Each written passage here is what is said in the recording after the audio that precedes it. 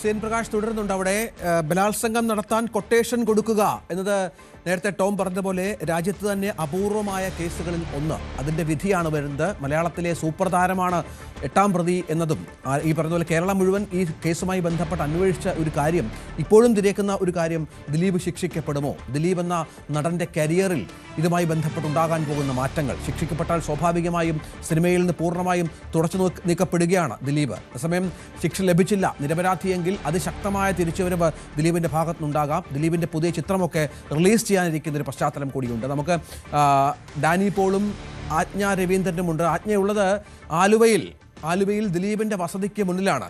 പുറകിൽ ദിലീപ് അവിടെ ഉണ്ട് എന്നാണ് മനസ്സിലാക്കേണ്ടത്. ആജ്ഞയുടെ തൊട്ടുപുറകിൽ ഒരുപാട് ആളുകളെ കാണാം. ദിലീപിൻ്റെ ആരാധകരും ദിലീപിൻ്റെ സഹപ്രവർത്തകരും സുഹൃത്തുക്കളും ഒക്കെ അങ്ങോട്ടേക്ക് എത്തിച്ചേരുന്നുണ്ട്. അവിടെ മാധ്യമങ്ങൾക്കൊന്നും പ്രവേശനമില്ല. രാവിലെ മുതൽ തന്നെ ക്ലോസ്ഡ് ഗേറ്റ് ആണ് അവിടെ എന്ന് വേണം മനസ്സിലാക്കാൻ. ആജ്ഞ, എന്താണ് സാഹചര്യം? എത്ര മണിയോടുകൂടി ദിലീപ് ഇവിടെ ഉണ്ടെങ്കിൽ ഇവിടെ നിന്ന് കോടതിയിലേക്ക് പുറപ്പെടും? എന്താണ് അവിടുത്തെ ഒരു പൊതുവേ ഉള്ള ഒരു വികാരം എന്താണ്? അതായത് ആരാധകർ, ദിലീപിൻ്റെ ഫാൻസ് ഒക്കെ അങ്ങോട്ടേക്ക് എത്തുന്നുണ്ടോ?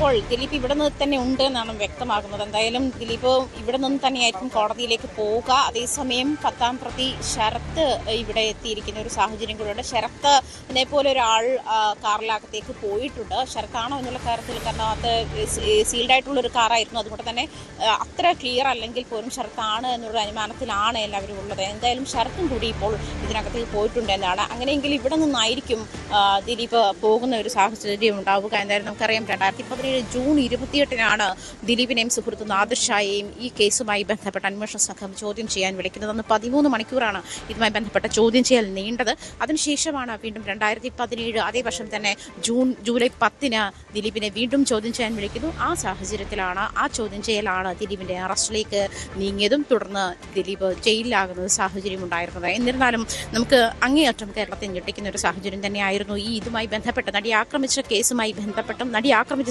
സംഭവവുമായി ബന്ധപ്പെട്ടും അമ്മ നടത്തിയിട്ടുള്ള ഔപചാരികമായിട്ടുള്ള ഒരു വേദിയിൽ വെച്ചിട്ട് തന്നെ ആ നടിക്ക് ഐക്യദാർഢ്യം പ്രഖ്യാപിച്ചുകൊണ്ട് അമ്മ നടത്തിയിട്ടുള്ള ഒരു പരിപാടിയിൽ വെച്ച് ദിലീപ് വീട്ടിലെ പെൺകുഞ്ഞുങ്ങൾ സുരക്ഷിതരാണോ എന്ന് ഏറ്റവും വികാരാധീനായി സംസാരിക്കുകയും ചെയ്തിരുന്ന സാഹചര്യമുണ്ട്. അതിൽ തന്നെ നടി മഞ്ജു വാര്യർ, ഇതിന് പിന്നിലൊരു ക്രിമിനൽ ഗൂഢാലോചനയുണ്ട്, അത് ചെയ്തവരെ കുറ്റക്കാരെ പുറത്തു കൊണ്ടുവരേണ്ടുന്നതിനുള്ള എല്ലാ പിന്തുണയും ഉണ്ടാകണമെന്നാണ് ഞാൻ ആളുകളോട് ആവശ്യപ്പെടുന്നത്. വീട്ടിനകത്തും പുറത്തും സ്ത്രീകൾ ആവശ്യപ്പെടുന്ന ബഹുമാനം ലഭിക്കേണ്ടുന്ന സാഹചര്യമുണ്ടെന്ന് മഞ്ജു വാര്യർ ആ സമയത്ത് അങ്ങനെ ആയിരുന്നു അവരവരുടെ ഐക്യദാർഢ്യം പ്രഖ്യാപിച്ചത്. അങ്ങനെയായിരുന്നു. അത് മുതൽ ഇങ്ങോട്ട് ദിലീപിലേക്ക് ഈ 2017 ജൂൺ 28-ന് അന്വേഷണ സംഘം എത്തുന്നത് വരെ, അത് പ്രത്യേകിച്ചും 2ാം ഘട്ടത്തിലാണ് ദിലീപിലേക്ക് അന്വേഷണ സംഘം എത്തുന്നത്. ആദ്യം ഘട്ടത്തിൽ കേസിൽ നേരിട്ട് ഇൻവോൾവ് ആയിട്ടുള്ള പ്രതികൾ 6 പ്രതികൾ, ഈ പൾസർ സുനി ഉൾപ്പെടെ മുതൽ പ്രദീപ് ഉൾപ്പെടെയുള്ള വരെയുള്ള 6 പ്രതികൾ, ഈ 6 പ്രതികളെ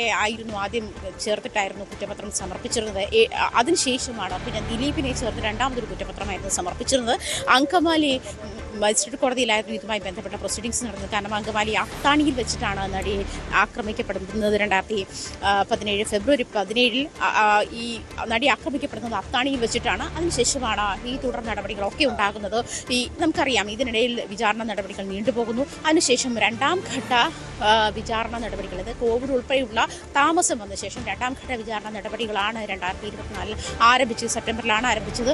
അതേ തുടർന്നാണ് ഇങ്ങോട്ട് പലതവണ നമുക്കറിയാം ഈ അവിടെ കാണാൻ സാധിക്കുന്നത് മാധ്യമപ്രവർത്തകരല്ലാതെ, നേരത്തെ പറഞ്ഞതുപോലെ ഒരു ശരത്ത് എന്ന 10ാം പ്രതി ഉണ്ടാകാനുള്ള സാധ്യതയുണ്ട്. മാധ്യമപ്രവർത്തകരല്ലാതെ മറ്റുള്ളവരെ ഒന്നും കാര്യമായി കാണുന്നില്ല പുറത്ത് എന്നാണോ?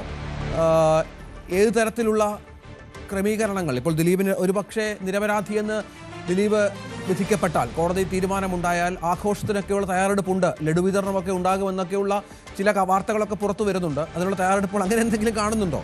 അതോ ഈ വീട്ടിലേക്ക് ഇന്നിറങ്ങുന്ന ദിലീപ് തിരികെ വരില്ല എന്ന ആശങ്കയുള്ളവരും ഉണ്ടാകും ഒരുപാട് പേർ?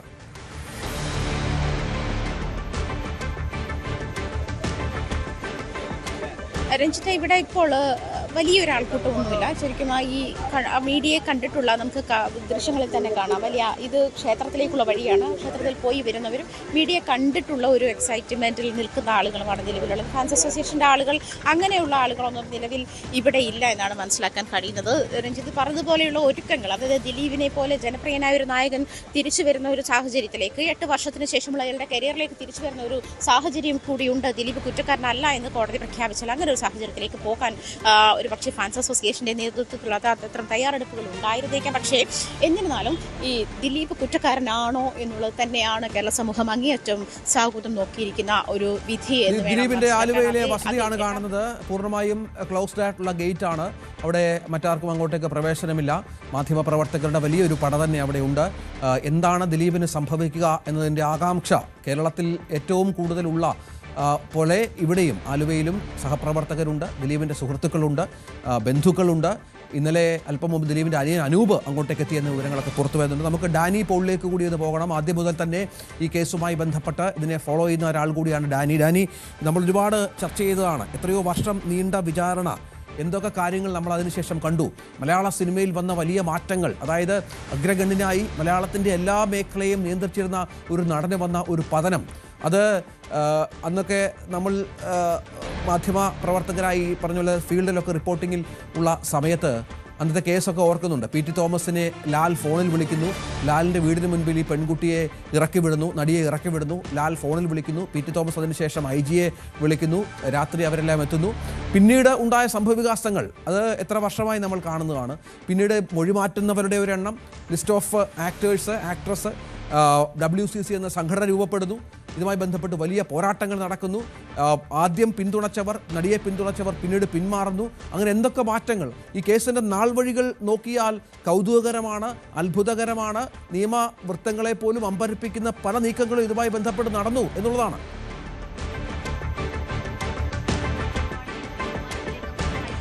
തീർച്ചയായും രഞ്ജിത്ത് സൂചിപ്പിച്ച വിശേഷങ്ങൾക്കൊപ്പം അതിവിചിത്രവുമാണ് എന്നുകൂടി നമുക്ക് ചേർക്കേണ്ടി വരും. കാരണം ഒരുപക്ഷെ കുറേ നാളുകൾക്ക് ശേഷം മലയാള സിനിമയെ എടുക്കുമ്പോൾ അത് ഈ നടി ആക്രമണ കേസിന് മുൻപും പിൻപും എന്ന രീതിയിലേക്ക് തിരിക്കും പോലെ അത്ര കണ്ട ആ രീതിയിലേക്ക് മലയാള സിനിമ മാറിയിട്ടുണ്ട് എന്ന് ഒരു സംശയവുമില്ല. കാരണം ഒരു വനിതാ കൂട്ടായ്മയുടെ അടക്കം ഉദയം കാണുന്നു. പിന്നീട് അവർക്ക് ഒരു പ്രാതിനിധ്യം വേണമെന്ന് തോന്നുന്നത് പോലും ഈ ഒരു സംഭവങ്ങൾക്ക് ശേഷമാണ്. നമുക്ക് ഈ കേസിലേക്ക് വരികയാണെങ്കിൽ ഏതാണ്ട് 28ഓളം പേരാണ് ഇതിൽ മൊഴിമാറ്റം നടത്തിയിട്ടുള്ളത്. ഈ കേസിൽ 28 പേർ, അത് ദിലീപിൻ്റെ അടുത്ത ബന്ധുക്കളുണ്ട്, അതോടൊപ്പം തന്നെ അടുത്ത സുഹൃത്തുക്കളുണ്ട്. അങ്ങനെ ഈ കേസിൽ ഒരുപക്ഷെ അതിൻ്റെ വളരെ ശക്തമാകേണ്ട, വളരെ തുടക്കത്തിൽ പോലീസിന് നൽകിയ മൊഴികളുണ്ടായിരുന്നു, അതിശക്തമായ മൊഴികളുണ്ടായിരുന്നു. പക്ഷേ പിന്നീട് ഇതെല്ലാം തന്നെ തിരുത്തുന്ന രീതിയിലേക്കെല്ലാം തന്നെ വന്നു. വിചാരണ വേള ഇതെല്ലാം സ്വാഭാവികമായും തന്നെ ചിലർ സ്വാധീനങ്ങൾ മറ്റു കാര്യങ്ങൾ ഉപയോഗിച്ച് പലരും തന്നെ ആ മൊഴി അടക്കം തിരുത്തുന്ന കാര്യത്തിലേക്കെല്ലാം തന്നെ. ഇപ്പോൾ ദിലീപിൻ്റെ